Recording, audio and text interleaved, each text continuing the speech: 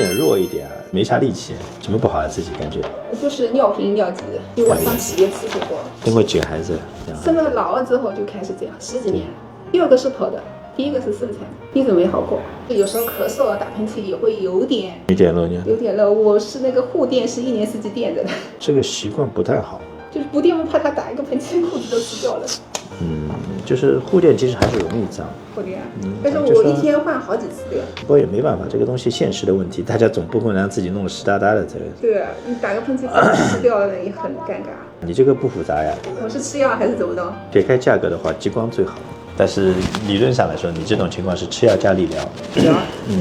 你膀胱脱得很厉害，主要是这个原因，所以你小便其实是解不干净。膀胱问题是吧？对，膀胱掉下来了，没有掉到很严重的程度，但是它往下掉，尿道会一定把它顶住的。所以小便解完还想解，解完还想解。对，就这样。